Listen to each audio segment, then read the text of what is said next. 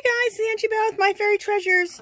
Okay, you guys, I'm going to show you these pumpkins. These are those orange pumpkins from Dollar Tree. So underneath you can see those ugly, bright ass orange pumpkins from Dollar Tree. Excuse my language, but I think those are so ugly. Why do they have to make them so bright orange? Anyway, I'm going to show you how I sent out a video when I told you I bought about 15 of these.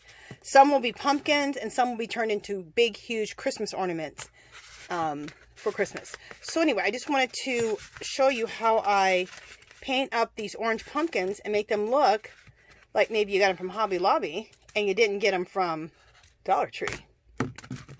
Okay, so I'm just going to show you my little technique. This will be a really quick video.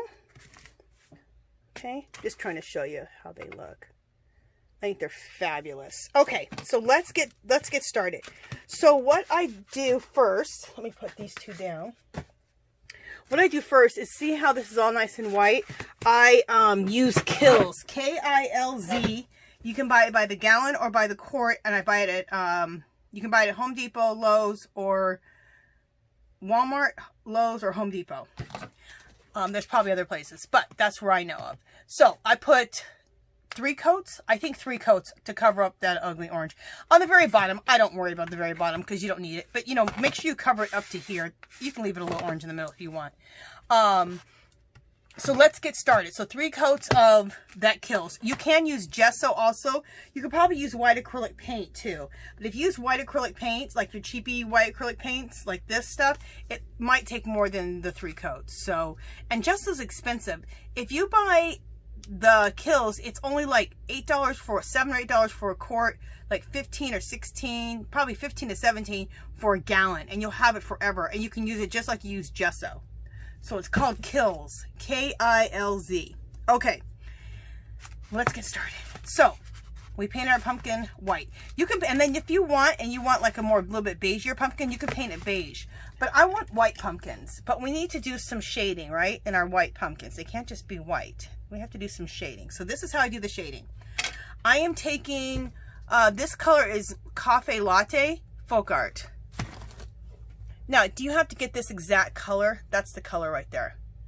No, you don't have to go buy Folk Art and buy this exact color. But they do sell Folk Art for a pretty decent price, like $1 a piece. I think at Walmart, if they still do. But anyway, that's the kind of color. You're just looking for like a beigey color like that. Okay. So anything beigey. Beigey, brownie, like that. And I'm going to show you right here on my mat what it looks like. Okay. See if you guys are seeing that. Well, you're going to see it on my pumpkin. And you know what? Let's bring this down a little bit. If I work like this, then I can, yeah, because gotta make sure I work like this and not bring it towards me. Okay, so I'm using this brush here, about this size brush.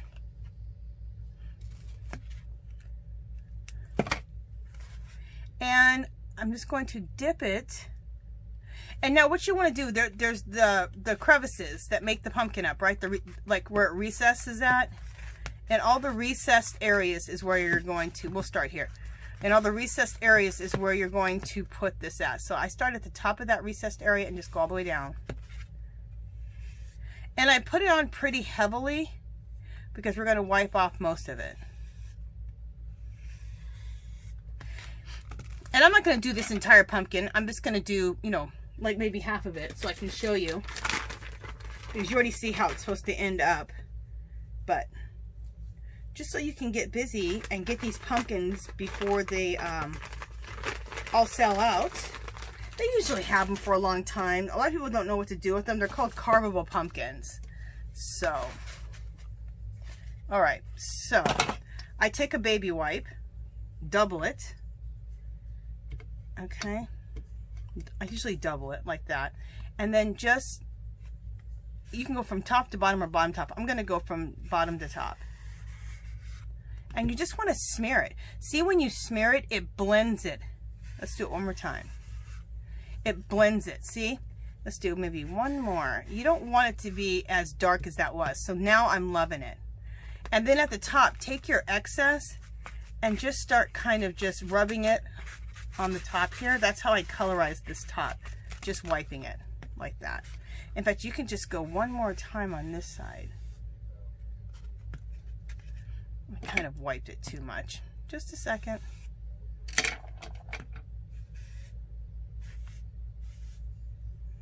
And if you wipe it too much, just start again and add some more. There we go. That's what I was looking for right there.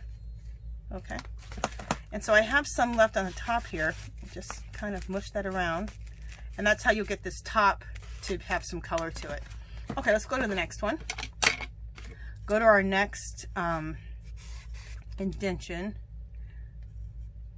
And they're not always evenly spaced. So if you have one that's kind of close to the other, the little recesses or the little crevices, as I call them, then just go to the next one.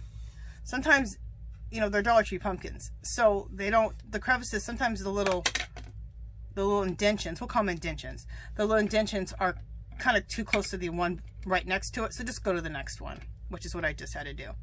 Okay, so start at the bottom with your baby wipe and go like this.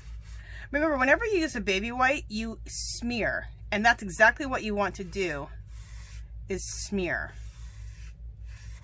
Smear the paint. And when you smear it, you're really blending it.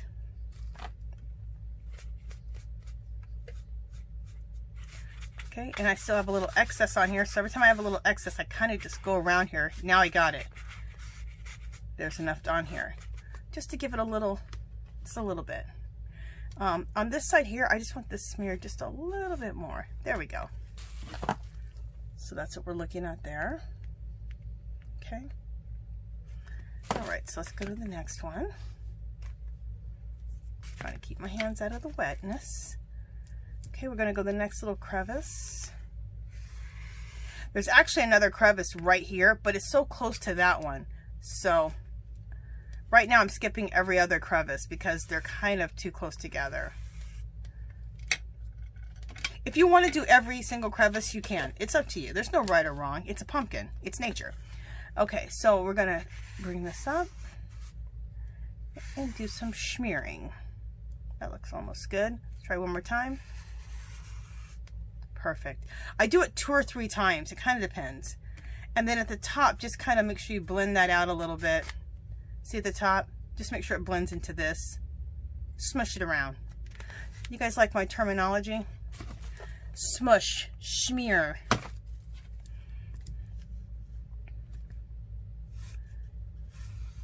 So remember this technique with the baby wipe. You can use this on other things too. When you're looking for something to smush around, use a baby wipe and you can blend things out with the baby wipe. I make smoke with baby wipes. I know that sounds crazy, but it makes the best smoke or mist a baby wipe does. And if you've ever seen me do some of my mixed media, you've seen me do that technique. And if you haven't, you will. You will soon. What the heck was that? Okay. All right, so how much have we got done? We'll do a couple more. See, there was another one right there, but we're going to skip that one, I think. We'll see. Let me look at my other pumpkin. Yeah, on the other one, I started skipping some of them. Some are, like I said, some are just so darn close to the other one. To the other recess, and we don't want it to be that close. There we go, and there we go. And when you get to that top, just take your baby wipe and just kind of blend it up so it mushes into that color up there. We can go one more time here with this one. There we go. All right, let's do one more.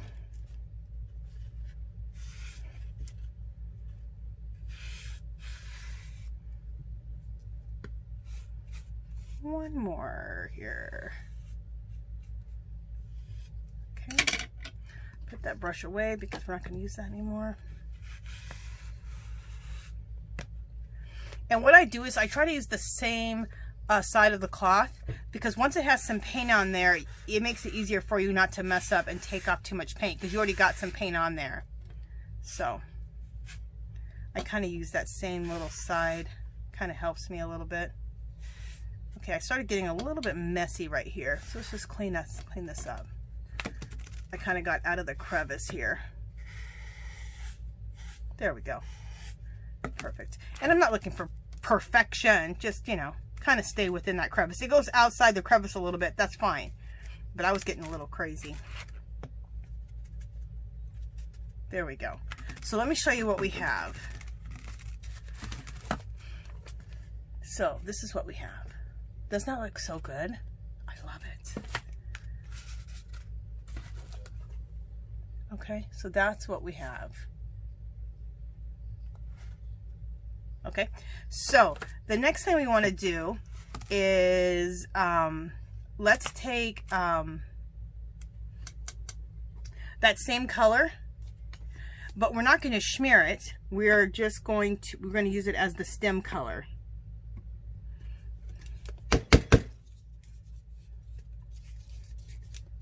Sorry guys. There we go. I shouldn't have done that to my brush yet because I still needed my brush. It's okay. No major. Get a paper towel.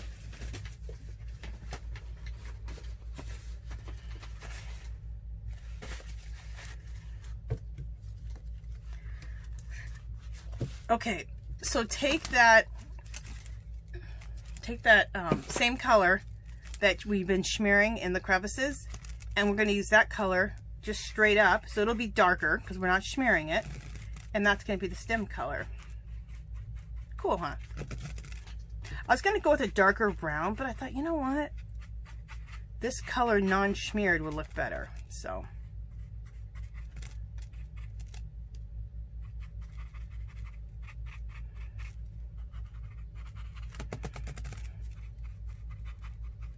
okay, we got a little bit, I got a little zealous right here. So let's just take that away a little bit there. Just kind of smear it out a little bit.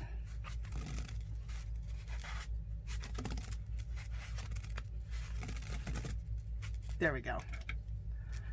Just kind of be careful when I'm painting this. Okay, so now, just a second. There we go.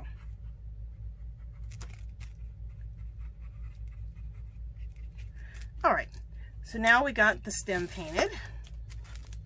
Okay, all the way around. Perfect.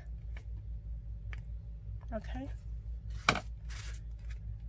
So now what we want to do is we want to put the splatters on, right? So let's get rid of this here.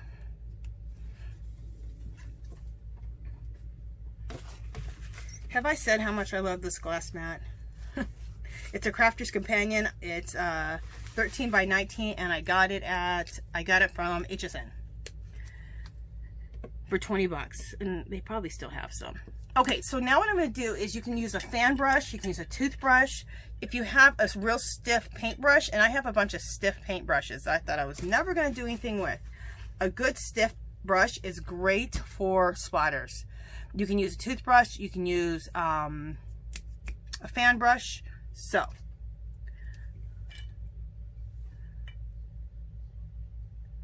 I like to always give you a million options. There's always more than one way to do anything. So what we're going to do is take a dark brown paint. I'm using about that color there. And this is Ceramic Coat. I got it for 34 cents on clearance, you guys, but it's just a dark brown. Okay, so any dark brown will do. Take your brush, like I just did, make it kind of watery over here. And we're going to flick this pumpkin. Okay.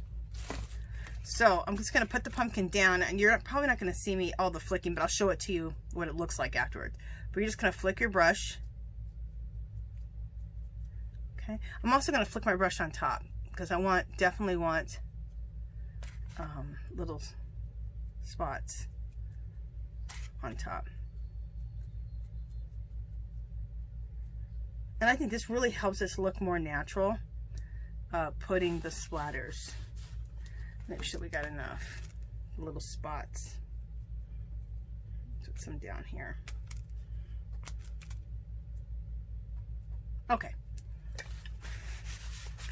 Just a second, let me clean up my mess a little bit and then I'll show you guys what that looks like.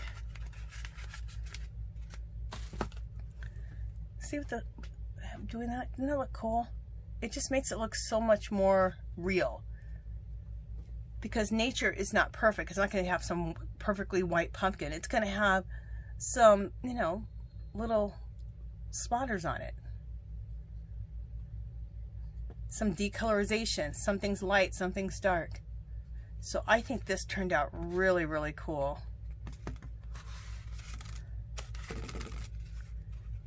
Okay. Love it. Let me bring it this way too, so you guys are seeing it. Love it.